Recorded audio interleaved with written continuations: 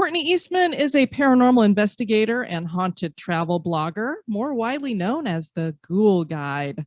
She recently embraced her passion for the paranormal, although she's always been a fan of the creepy and weird. She not only has written pieces for the feminine macabre anthologies, she has an amazing Instagram with over 28,000 followers, which is where she grabbed our attention, of course. Her reels there feature haunted locations, and she asks some really unique questions of viewers. Courtney's traveled to dozens of locations, and her distinctive eye for photography is showcased in pictures she captures at those sites. Please welcome the Ghoul Guide. Yay! Yay! Well, Courtney, one of the things that we always like to start off asking everybody is clearly you got into this from a very young age. Tell us a little bit about that, how this all got started for you. So I have had the paranormal in my life as like this weird little constant. My house, like my childhood house, is like surrounded by cemeteries. So at the end of like my street, there's a 1.5 miles long of just cemeteries. So I looked at it every single day, like when I was just driving by or like going to school. And then my grandma would take care of us when we were little, and her best friend across the street had that portion of the cemetery in her backyard too. So it was always just around me. And around 7 years old, I had this weird experience where I woke up in the middle of the night, and I remember looking out my bedroom window, and at the bottom left, or no, at the bottom right, there was a face in the middle, like in the window pane. And I was just like, there's no possible way this is happening because I'm on the second floor. There's no way to get up to the window. And I just remember being so scared that I jumped out of bed and like hid around the corner, and I was like peeking out to like see. It felt like it was forever, but it was probably like 5 minutes. And that was like my first paranormal experience that I kind of like just kept to myself. And it's just kind of bugged me all these years. And I wanted to know what it was, but at the time I was a little too afraid to even like dive into it. So like around when I was like younger, like all the ghost shows were starting to come out too. So that also grabbed my attention. I remember there was a show called Scariest Places on Earth with Linda Blair as the host. And a family from Buffalo actually got to travel to Romania to do the Dracula's Castle hunt. And I remember just sitting there watching that, like, I want to do that. I want to do this. I want to go and I want to see all these weird places. And then it just kind of like became this like weird little normal in my life where I loved it, but like no one else around me loved it. So I was like, oh, I just keep this all to myself. Then it's fine. So recently you decided to jump in wholeheartedly. Was it because of the COVID lockdowns, or was it for some other reason? You said, you know what? I've been putting this over into this closet over here. I'm going to pull it out. Yeah, so the Ghoul Guide kind of came out as like a quarantine passion project. For years I've been a paranormal investigator for 12 years now. The first 10 years was like on and off. I could just do it whenever I wanted to. So when everything slowed down, I kind of was just taking drives to get out of the house. I was going to cemeteries. I just find my way at like Rolling Hills, which is only like 45 minutes away from me, or like downtown to like the Buffalo Central Terminal. And I loved all these places. And it kind of just like hit me in the face one day. Like, you love traveling. You love the ghost. You love ghost stories.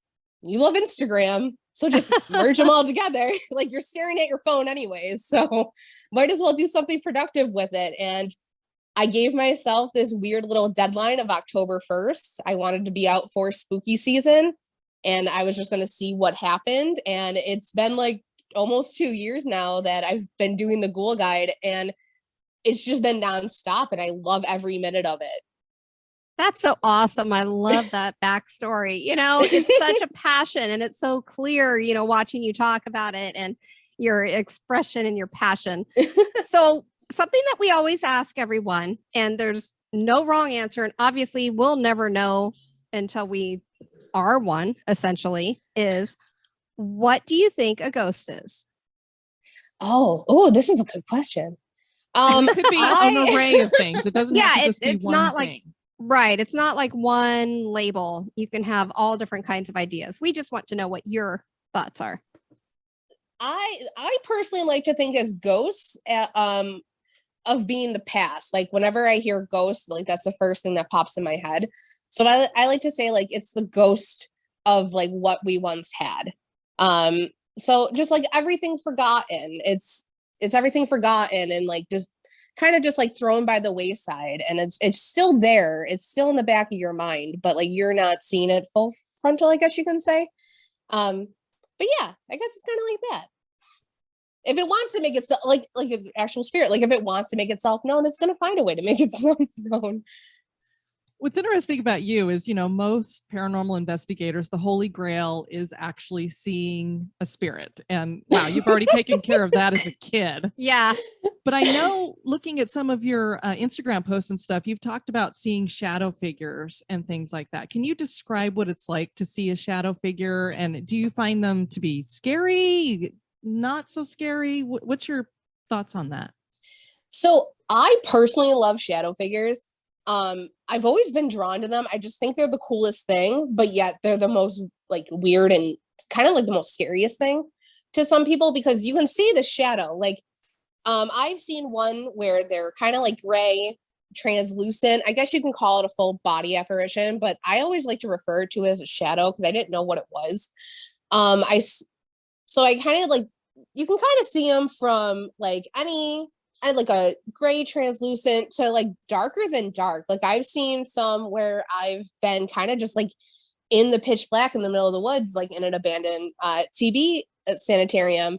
And I've seen something standing next to me. I know it was there. All the lights were off. Like we only had the moonlight come through, but I know something was there because I saw the shape. I saw how dark it was. But like when we flipped the lights back on, it wasn't there. So I don't know. I think they're super cool. They're this weird little thing that I guess every building is starting, like kind of has, or like starting kind of to get, I guess you can say.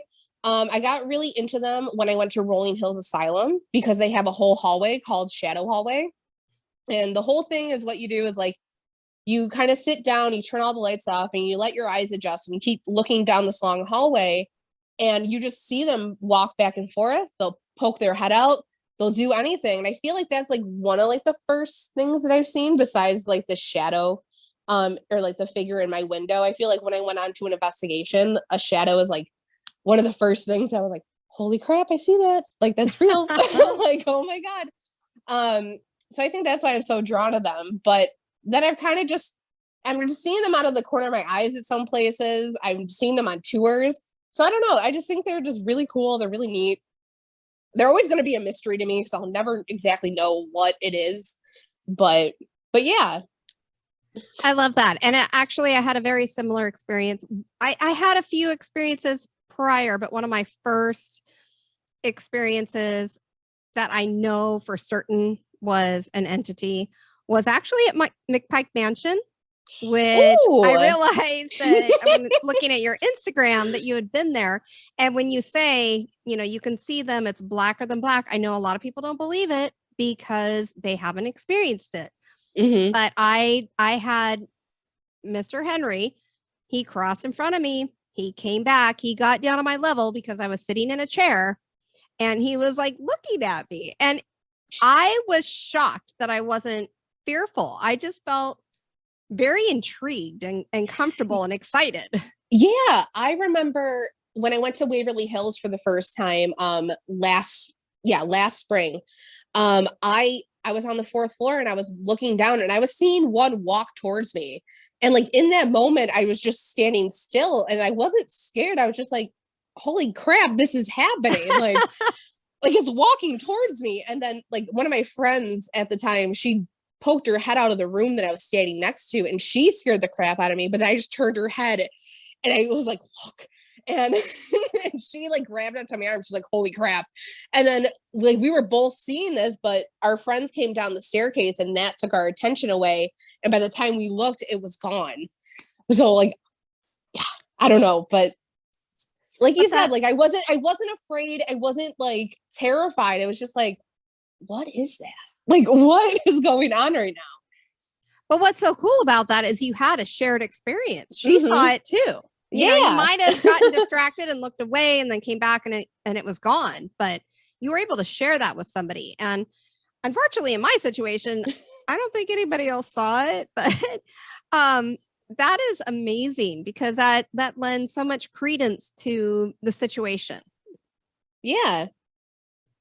Well, and I often wonder when you see like a shadow figure, is it that they can't completely manifest, or is it some other kind of entity other than, generally when we're talking about a ghost, it's a human spirit or something like that. Is it something that's not of that making? Is it some other kind of entity? And so they can't fully show themselves. But then, of course, Kelly's talking about Henry McPike. So obviously he was a human at one time. And she said, what is interesting to me, because I've actually never seen one. I've been in Waverly Hills, and, they have the fourth floor there is also kind of considered their shadow figure floor. And I saw things that looked like they were poking out of doors, but I also was like, I don't know if my eyes are just playing tricks on me because it's so dark up here and there's that ambient light at the end of the hallway. So I don't really feel like I saw anything there. So when she described it to me, I'm like, that just sounds so weird to be able to see something that, even though it was pitch black down in the basement there at McPike Mansion. Yeah, couldn't see your hand in front of your face at all. See the outline of whatever this is. So I was just like, is it just because he can't fully manifest, or that's just the way he shows himself? It's just fascinating. It is. I feel like we might never know the answer. And that's, I don't know, that's how I kind of feel about the paranormal in general. And that's what it keeps like getting me to come back to it. Just because of all the open-ended questions, like all the theory, like I love talking theories with people. So hearing that question, because I never actually thought about that, like, oh, are they just a shadow because they can't manifest all the way? But that's something definitely to look into and like kind of ponder on. It was really fun. On our last interview, we had Malia, who is Macabre Mondays on Instagram. And she had made this comment about, is there an expiration date on a haunting? Because she's been to some places over in London where she said, the Tower of London is supposed to be all kinds of haunted. And she went in there and didn't feel a thing. And so she's like, do you think there could be an expiration date? Like, okay, the haunting's done there. And I was just like, I'd never thought of that. So it's fun to talk with each other to get these different ideas.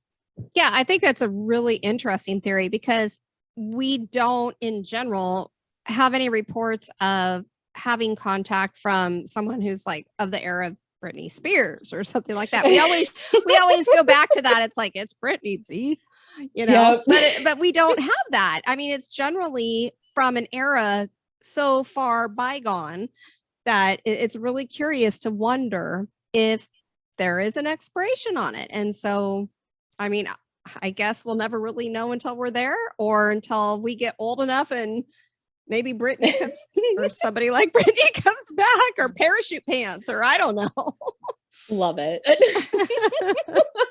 I don't know if you would remember, but what was the first place that you went in and did a paranormal investigation? So my very first like actual location, it was the Buffalo Central Terminal. I want to say this was like at least 12 years ago because I just shared it. My Facebook just reminded me of it. So it was 12 years ago. I actually got to investigate the terminal with John Zaffis, Steve Gonzalez, and Dave Tango. How fun! Yeah. Everyone kind of like, that was your first one? I was like, yeah, that's my first one. That's the one I count as my first one. Like the other little ones were like the cemeteries by my house with like a bunch of friends, like me trying to convince them it like goes for real, like we should do this. But yeah, that was the first one. It was really fun. The Buffalo Central Terminal was this like huge train station that kind of like helped put Buffalo on the map. So it saw this amazing life. And then when the war came, they were just shipping soldiers out of it. And then it just fell into decline with the Great Depression. And it's kind of just been in ruins ever since. There's been multiple like ways or multiple times where it's trying to come back to life. And I think they're like on the right path right now. But it's this really old, massive train station. And I remember being up on the third floor with John Zaffis. And that was the first time I ever heard a spirit box. And he was looking around, wanting people to ask questions. And I remember being like, when's your birthday? And he looked at me and he was like, that's such a great question. I was like, oh my God, I love this. I was like, I just made it. That's awesome. Because, when you are using those, you tend to not come up with extra things to ask. It's something where when you're investigating, so many times people will just ask the same basic questions. And Yep. so that's why that's such a great question. Yeah. So like my little like teenage heart was like dying on the inside, but it was bet. like such a cool night. I remember like watching them on TV when Taps first started, Yeah. and I was like, holy crap, they're real, they're here. And like most girls like fangirled over like boy bands and stuff. I was doing it over like Paranormal Investigator. Totally. That would be us as well. It's like, oh, I don't know who that celebrity is over there, but oh my gosh, it's the guys from Ghost Hunters. Right? I can pick Jason out of a crowd no matter what. Oh, easily. Yeah. Something else that's really fun about your Instagram that I absolutely love is you'll put up like these, you'll make a reel and you'll put up these 3 locations that are in one place. Like, again, going back to Waverly Hills, you'll be like, okay, you have to do a solo investigation. Which one of these areas are you going to solo investigate? And I love that because it makes people go, ooh, that would be kind of scary to do it all by myself. Which makes me want to ask you, have you solo investigated anywhere, like a particular section when you're with people, or have you actually gone into a haunted location by yourself and investigated? So I do these games, and I will say I am the first person who hates to do solos. I hate them. I hate them so much. It's just though I've been doing this for like 12 years now, the past 2 years since I've been doing this with a Ghoul Guide, I've been going like really hardcore into it. So I'm still like getting my bearings and still like shaking off some of the nerves at these places. There have been times where I've gone off alone, hated every minute of it, but I've done it. The most we kind of like, I will say, we kind of like made this game in some locations that is a solo game and kind of puts you out of your comfort zone. So we made this game called the Sticky Note Challenge, and we put our names on sticky notes and we hide them throughout the entire location. And then you have to go in by yourself and just try to find a sticky note. It doesn't have to be yours. It could be someone else's, but your main purpose is to find one. So that's how I do my solos. I did one at the Saratoga County Homestead, and it took me 15 minutes, I was like flabbergasted at that because I thought I was going to be there way longer. But it was, I don't know, it's just a fun little way to get you out of your comfort zone, which I'm like really trying to do now. So with these games, I also kind of want to get you guys out of your comfort zone too. But yeah. I love that. I think it's a fantastic idea. Yeah. Well, not only that, but putting somebody out of their comfort zone brings the fear in. And I think a lot of us, when it comes to hauntings, I think entities tend to feed off of that kind of thing, especially if they're negative. So to put yourself in a fear state might help to generate that activity a little bit. So it's kind of good to do that, I think. Yeah. And then I also like to think with the people rotating in and out, with each with each turn you have going inside, everyone's just looking around like, why is someone just running around looking for something, like a chicken with their head cut off? And then like another person comes in and does it and be like, what is going on? I want to say like the last time we did it, I want to say like one of the ghosts messed with us because we had 5 Post-it notes and everyone but one person found theirs. And after the game, we scoured the place. And then the next morning, we went back to the same location and hung out, and we were looking for the same thing. We looked absolutely everywhere. This one piece of paper could not be found. And then 2 days later, while my friend was giving a tour of the location, it ended up being found on a windowsill in one of the bathrooms. So it's like, I think they were messing with us. Yeah, I would definitely agree with that statement for sure. You wrote an article about the Indiana State Sanatorium, which I'd never heard of before, for the Haunted History Chronicles. Can you tell us a little bit about that location since we've never heard of it before? So Indiana State Sanatorium, what is basically like a brand new haunt to everyone now. It kind of came on the scene in 2020 after the owner who has it now purchased it.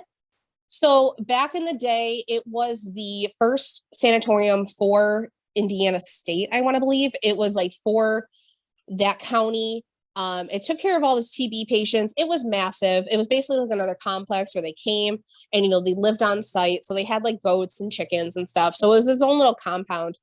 And then after the TB era ended, it kind of got transformed into the Lee Bryant Allen or the Allen Lee Bryant nursing facility. So the main structure you see, it's a 5-story. That was pretty much for their psych patients and like they're mentally ill. And each floor was staggered. So like the 3rd floor would be like women who couldn't come into any contact with men, and like the 5th floor was like the most violent offenders that were there. So you had that building, and then it led through the kitchen, and that would lead you into the nursing wing, and that would be four long hallways of just a modern day nursing home, and then it would lead into admin. But the nursing home closed probably about 11 years ago after various reports of neglect. Some patients were getting out. One was even found in the river. I want to say like maybe not the river, the creek, maybe like 2 miles from the location. He had passed because he fell and drowned. But the final nail in the coffin for this nursing home was an actual murder-suicide from the staff. Some staff member came in disgruntled, took it out on another coworker, and then ultimately killed himself in the laundry room or in the laundry building that's behind the 5-story. And, that was kind of just like, we need to put an end to it. So then it's just been sitting abandoned. And basically since that last day that the key was turned to lock up the place, everything has just been left there. It is literally frozen in time. You go in the laundry room and there's a calendar from June 2011. There's still linens packed away in a room as if they're getting ready to be used. There's still beds. There's still file folders. When you walk into the morgue, there's nothing but files in there. So we had the chance to read like incident reports coming out of the building.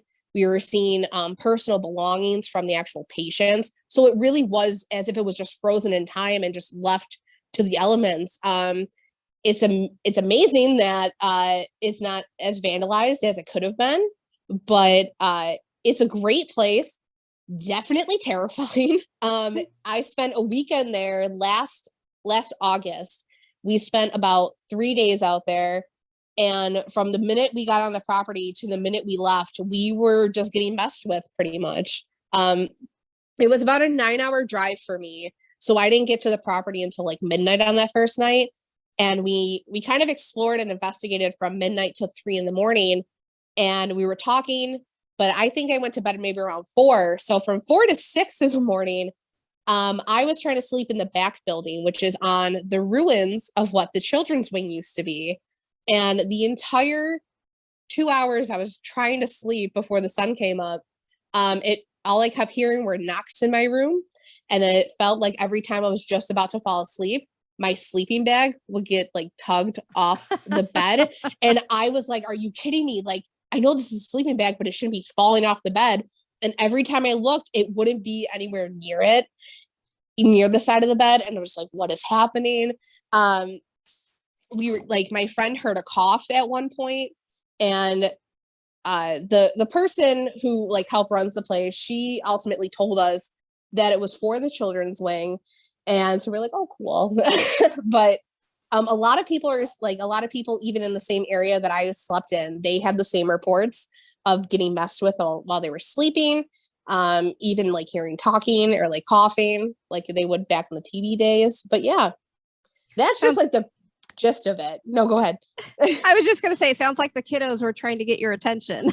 Yeah. I mean, I could dig it, but I just wanted a little bit of sleep. Yeah, believe me, I understand that as well. So I have to ask, in terms of, when you're leaving a location, what are your practices to avoid bringing anything home? So I personally don't believe in attachments or anything like that, just because I haven't experienced anything like that. But if it comes, like if I have a weird feeling about a place or if things were getting way too weird that night, I make sure I travel with a whole bunch of crystals in my car so nothing happens. And then I also do this fun little ritual where I wipe my feet on the ground about like 3 times and I say whatever stays must remain. So far it's worked. I haven't brought anything home. Like I haven't brought anything home that I know of. But yeah, it's just quick and simple. It's nothing too crazy. But Yeah, that's pretty much like us. We have black tourmaline that we keep in the car, and we just make a little statement, thanks for chatting with us tonight. We appreciate it, but you do have to stay here. You cannot come home with us. And yeah, simple, I don't know. I always believe in the KISS method. Keep it simple, stupid. So, so far, so good. I love that. Yeah, I mean, it's just quick and easy. You don't really have to go over the top with things, but you do have to set some boundaries if you feel like you need to. So I just think that's quick and easy. So anyone can take it if they want it. You've been to Hinsdale House, right? I have. It looks like there's a lot of crazy stuff that goes on there. What was it like for you to investigate there? Actually the 2 nights that we spent there, they were kind of dull. We did have like one crazy thing happen that we couldn't explain. We were all kind of like hanging out. It was myself, Amanda, who does the Feminine Macabre, the girls, and like 3 other girls who were in the book. We were all hanging out and we were talking. And as we were talking, a picture frame kind of like fell off the wall in the bathroom. I didn't think anything of it because I just saw it out of the corner of my eye. And I was like, I thought it was like a covering that just fell. And then we walked in and we saw it. And there was like, it had to have like jumped off of the nail somehow. Like there was no way it could have just like fell. Like the nail was still on the wall. So that was like one of like the weirdest things we've experienced there. But other than that, we've kind of had like a tame night. I want to say Amanda heard footsteps between me and her as we were sleeping in the living room together. But of course I didn't hear it because I was passed out on the couch already. But yeah, like it's just been quiet for us. A lot of people say that some of the activity tends to die out around like midnight, 1 o'clock. So you'll probably get your bursts of activity here and there. But for me, the 2 times that I've been there, and actually like investigated the house, it's been quiet. But I mean, there could be that's the paranormal for you. Like there could be nights where it's just like off the wall and you were just hearing things left and right or just having a crazy night. But for us, it was just kind of tame. And I don't mind that. Yeah, sometimes it's nice for it to be mellow. But what we have experienced, and I don't know if anything is similar for you, it seems like as we start getting overly tired now, obviously we're a bit more mature, older, not mature in terms of personality, but older. As our energy levels start like really depleting, it seems like everything else falls off as well. Have you had any experience that way? I don't know. I want to say no, but also I don't think I've paid attention that much to actually like give a decent answer to that. I'm kind of the person where you just get way too caught up in the moment and just kind of forget about everything and like forget to like really focus on stuff. She's young. She's young. She's young. Give her time. No, I'm just kidding. I'm kidding. It's like the 15 Red Bulls I drink during an investigation. Yeah, all we do is just drink help. Red Bulls and live off of Scooby snacks. I love it. But I don't know. The only thing like when it comes in terms of like activity that I've actually like picked up on, I want to say like whenever we're not paying attention or like we're not even doing anything remotely about the paranormal, that's when activity like starts happening for us. But I haven't noticed like it calming down towards the end of the night. But that's something interesting to look out for. And they're trying to get your attention. Yeah. I would bet. That's a good point because there'll be times where, we have the flashlight set up to do the flashlight experiment and it won't turn on or anything like that. And then somebody else will come into the room and you start talking to them. And then all of a sudden the flashlight turns on like, hey, you're not paying attention to me anymore. Yep. So we definitely have gotten that feeling. But yeah, like Kelly says, we'll get to where we'll have been at a property for, 5 hours or something. And we're all just kind of sitting on the floor and people are like, I don't know what question to ask or what to do. And you could just tell the energy in the room has gone down. And then, yeah. And Kelly's sensitive too. Like I say, I'm as sensitive as a rock. So I don't really notice the energy going up or down. And she'll just be like, I feel like there's nothing here anymore. Like it's just, they're tired. And if you think that whatever this thing is that we're interacting with feeds a little bit off of us, if our energy's down, then maybe they don't have enough to feed off of to keep doing whatever they're doing, whether it's manifesting or interacting with equipment or something like that. Yeah. Yeah, it's definitely interesting. We've had that happen kind of at the place that we recognized that the most was Madison Seminary. I don't know if you guys have been, but Madison Seminary is this cool little place out in Madison, Ohio. And we were kind of just hanging out in the asylum, not even investigating. We were playing a game of checkers on the ground while my friend's husband was rolling around in one of the wheelchairs, taking B-roll on his camera.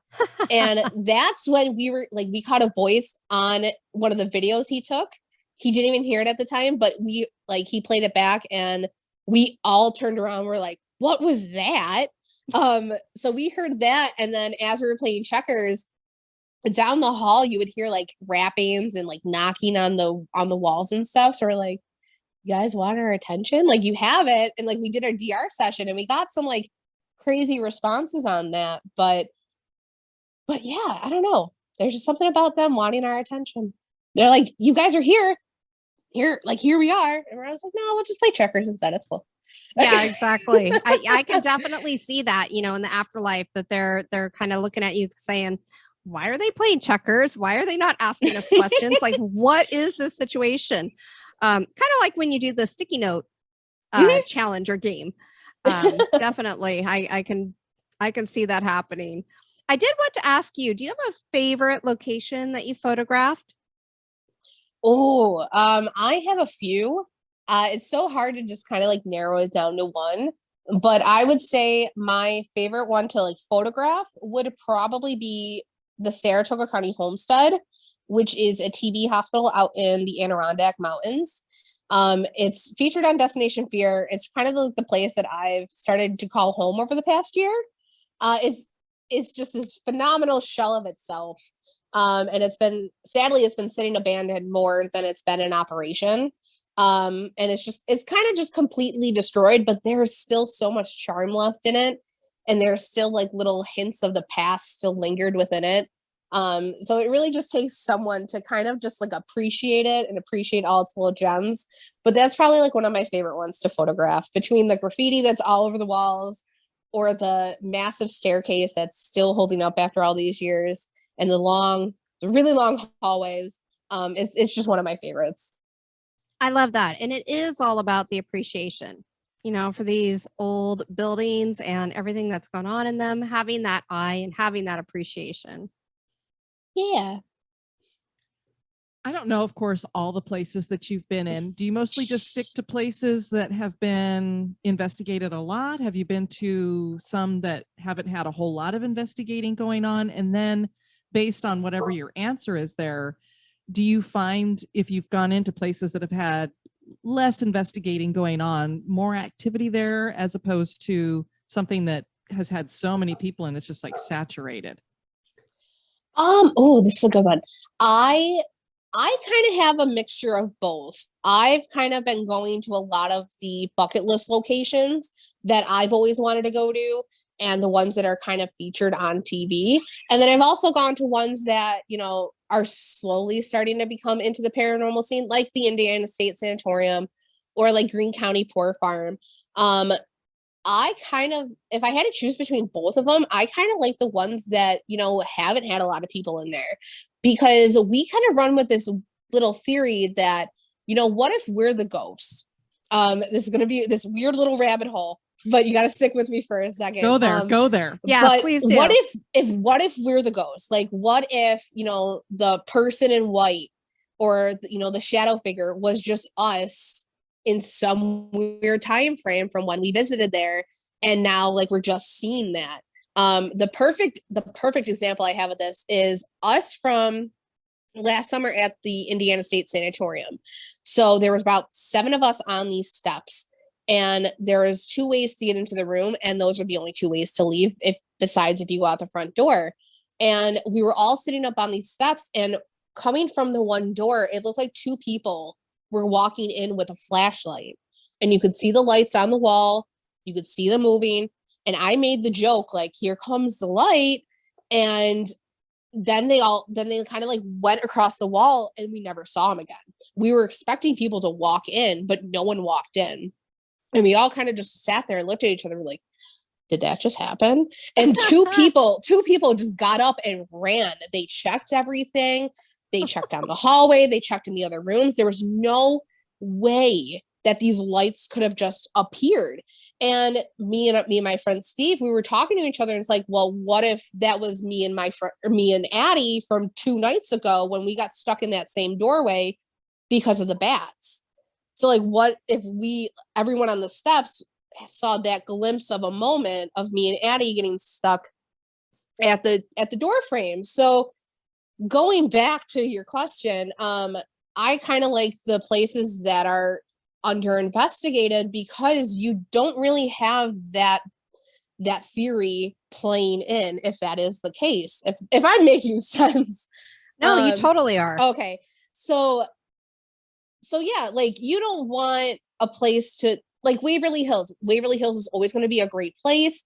It's always going to be investigated, but are the ghosts that we're coming in contact with, or the shadows we're seeing, or the noises we're hearing, are they actually ghosts, or is it just us from like 2 years ago? Like when we went this past spring, we spent 3 days in a row there, and the second night it was just 5 of us or 10 of us going to town and scaring each other like any way we could. And we got to the point where our friend had a white muumuu with her, so she put it on and put her black hair in front of her face and stood in a doorway, and we convinced people, we're like, yeah, go to the 4th floor. And we shut all the lights off, and 2 people saw her, and all you hear is just their souls leaving their bodies. And it was the funniest thing. But then the tour guide, Vince, he was like, yeah, they say they see a lady in white. So we're like, did we just make the lady in white? Like, but, oh no. Oh, I love that theory. Yeah. Because going back to what is a ghost, I sometimes think that it is a time-space overlap, something like that.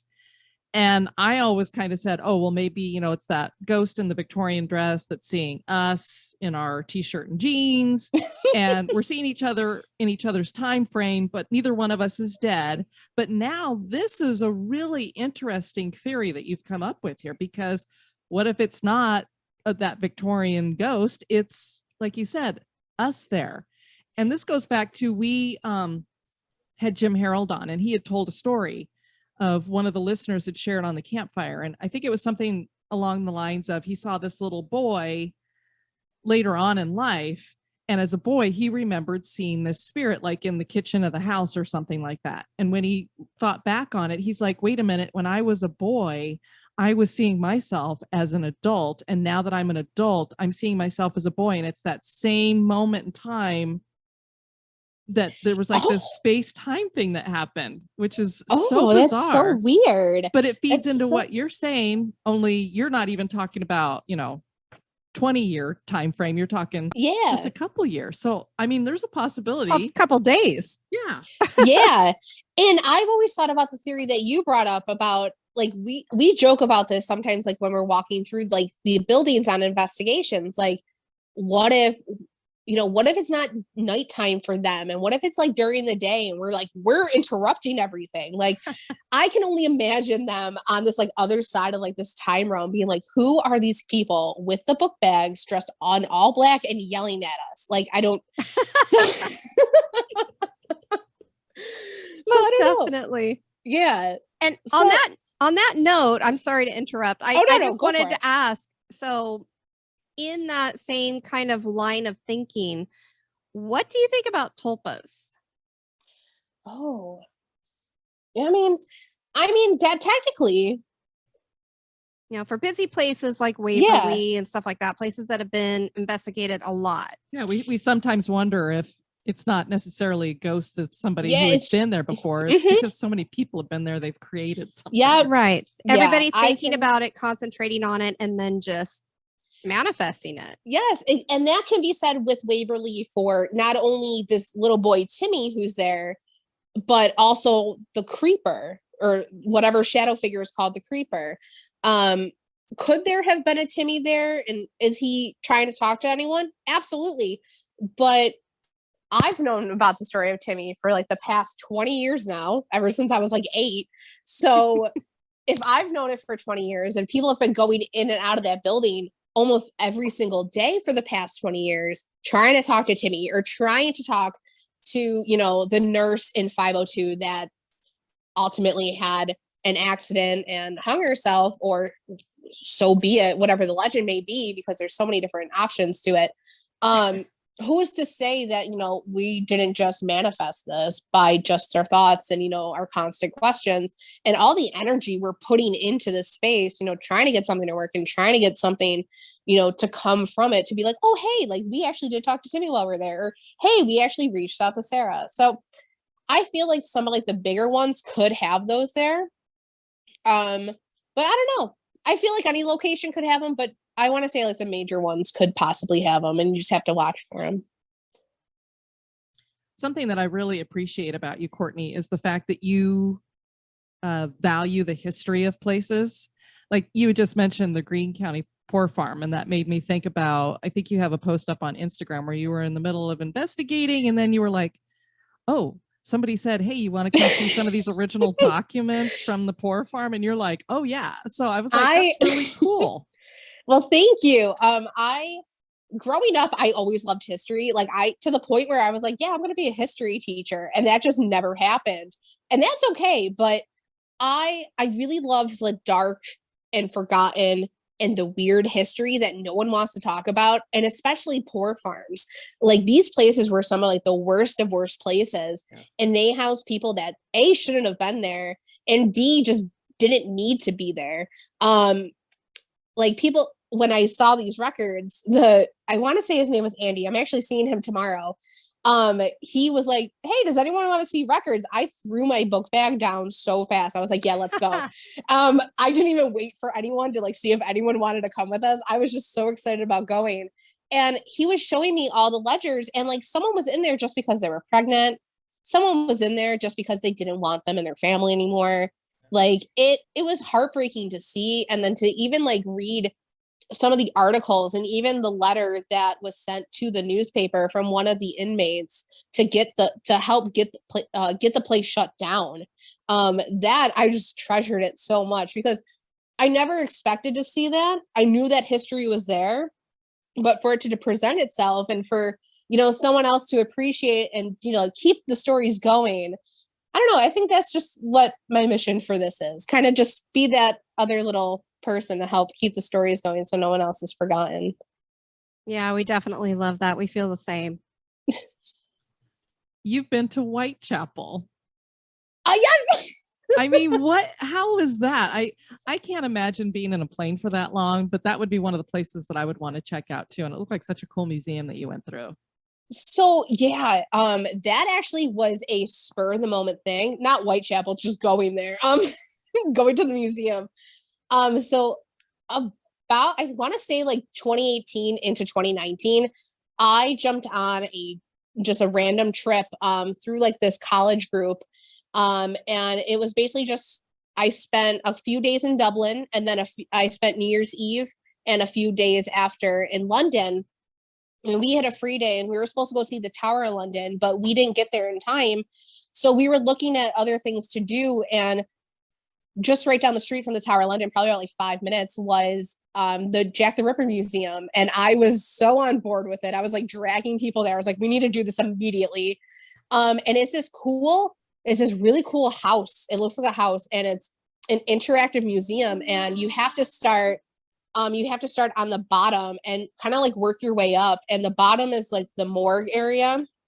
So they have, I have a picture of this on my Instagram, but there's like an old autopsy table. And then around the room, they have the portraits, the postmortem portraits, or even some portraits of the ladies, of the victims from Jack the Ripper. And it went into what their name was, what their occupation was, and how exactly they were killed.